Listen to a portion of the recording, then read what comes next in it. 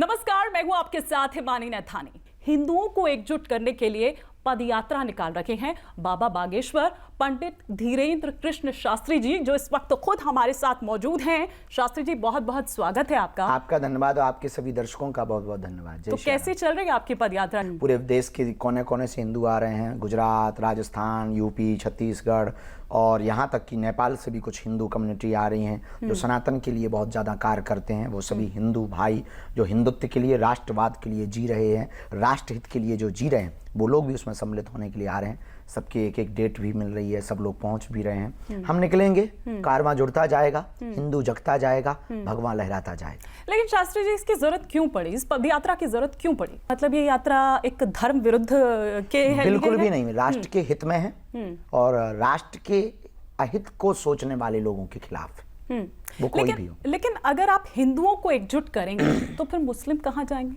वो आ सकते हैं हमारे साथ, हमें कोई दिक्कत नहीं, भारत में ही रहेंगे, कहीं जाने की उनको जरूरत नहीं है। पर अगर उन्हें लगता है कि अगर उनको इस यात्रा में सम्मिलित होना चाहिए, आ सकते हैं, हम उनका स्वागत करते हैं, हमें कोई दिक्कत नहीं। सनातन धर्म में आ सकते हैं, हमें कोई दिक्कत नहीं। सनातन धर्म को वो स्वीकार कर सकते हैं, हमें कोई दिक्कत नहीं।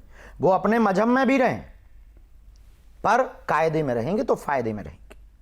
कायदे में रहेंगे तो फायदे में रहेंगे मतलब? और आप, इसका मतलब सीधा सा है कि आप हमारे धर्म के खिलाफ ज्ञान नहीं देंगे, आप हमारे सनातन के खिलाफ बातें व जहर नहीं उगलेंगे, आप छोटी छोटी बच्चियों पर होने वाले अत्याचार पर अपनी कौम के लोगों से रोक लगाएंगे, फतवा जारी करेंगे या देश निकाला करेंगे।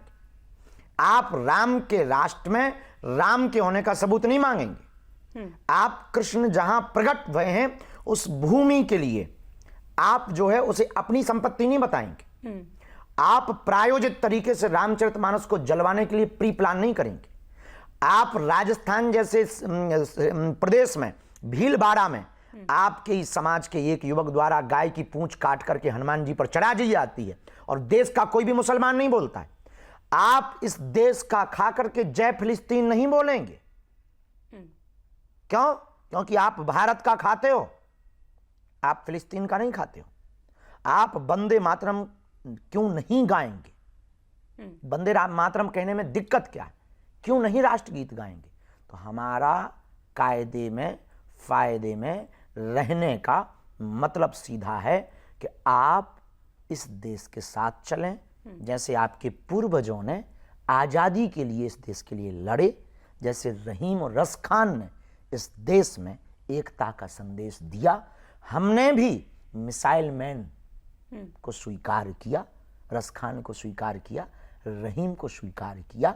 हम आपके खिलाफ नहीं हैं, लेकिन अमानवीय कृत्य के खिलाफ हैं। इसलिए कायदे में रहेंगे तो फायदे में रहेंगे। ना सिर्फ तौकीर रजा बल्कि इमरान मसूद भी ये कहते हुए नजर आए। वो कह रहे हैं कि अगर ऐसा ही रहा तो फिर तो कल को कब्रिस्तान के लिए, ना केवल कब्रिस्तान बल्कि ईदगाह तक के लिए जमीन नहीं हमको मिलने वाली है।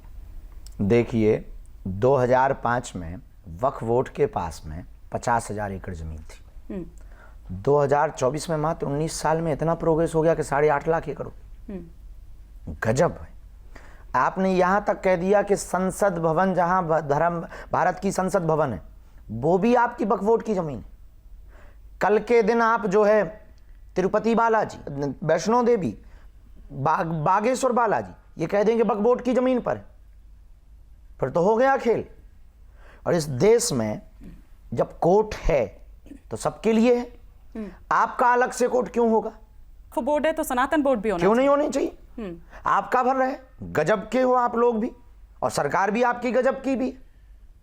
एक तरफा ही क्यों, दो तरफा खेलें। और इस देश के लोग भी गजब के हैं, एक तरफा ही बात क्यों करें? हम भी तो इस देश के हैं। लेकिन मेजॉरिटी तो यहाँ की हिंदू है ना, तो एक तरफा बात किस तरफ हुई? हिंदू अगर हैं तो हिंदुओं का है क्या?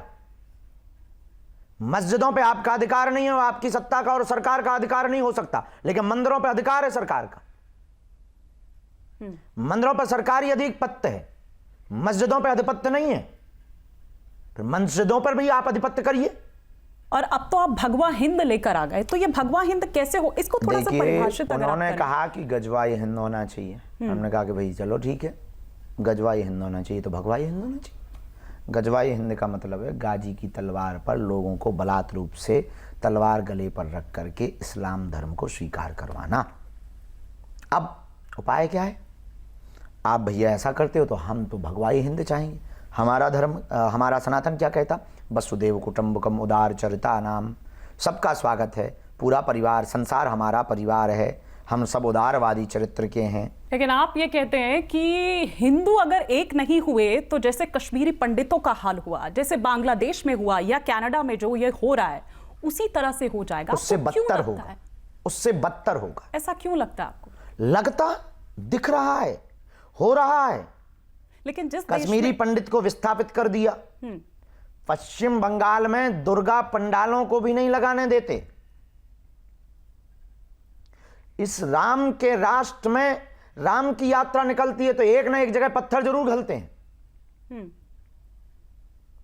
इस देश में जिसमें सबको स्वीकार किया, जिस देश ने, इस देश में यह हालत है कि सिर्फ कन्हैया लाल नाम के दर्जी को इसलिए मार दिया जाता है क्योंकि वो हिंदू है। इसलिए इस देश में हेमराज जैसे आदर्श जैसे बच्चों को मार दिया जाता है, छोटे छोटे बच्चे 9वीं और 10वीं और 8वीं में पढ़ने वाले बच्चों को, क्योंकि वो सिर्फ हिंदू हैं।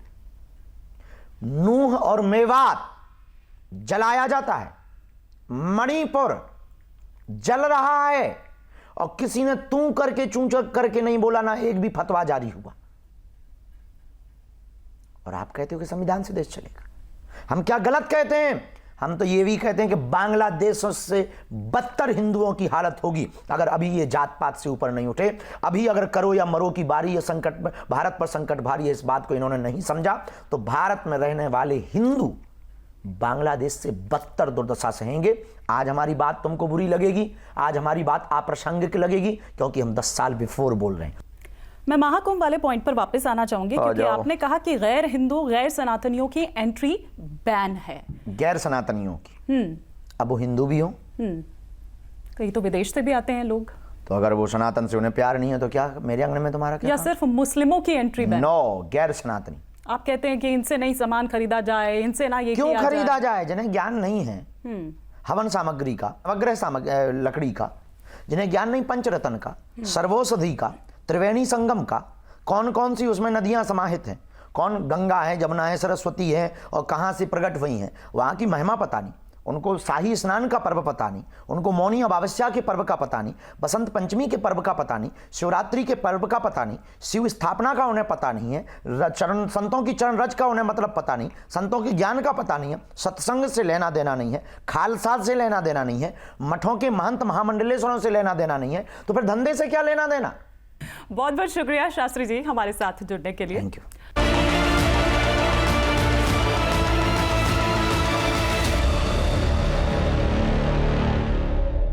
न्यूज नेशन अब व्हाट्सएप पर खबरों के ताजा अपडेट के लिए न्यूज नेशन के इस QR कोड को स्कैन करें।